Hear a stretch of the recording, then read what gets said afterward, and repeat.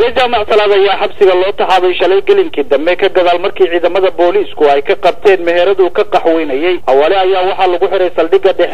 saldhigga bartamaha ee magaalada Boosaaso ka gadaal Nasaake ayaa waxaa loo gudbiyay xabsiga dhexe ee magaalada Boosaaso isagoo aan la marin wax maxkamada awale jaamac salaad ayaa waxaa lagu eedeynayaa in uu markaasi la xiriir la sameeyay wariyihii Faransiiska ahaa ee kooxaha afduubka ugu haysteen deegaanka Mareera awale oo wariyahaasi booqday isla markaana ka soo qaaday sawirro kala gedisan ayaa ciidamada booliisku waxay u aaneynayaan in uu xiriir kula sameeyay burcadda iyo waliba eheladii ninkaasi isla markaana uu warbaahinta dibadda u diray sawirro kala duwan iyo muuqaalo gooni ah kuwaasi oo foolxumo ku ah Puntland taliyaha ciidamada booliiska dowlad goboleedka Puntland Cabdicasiis Siciid Gacme oo aan arrimahaasi wax ka weydiinay ayaa ka gaabsaday inuu hadda ka hadlo xaaladda wariyahaasi awale jaamac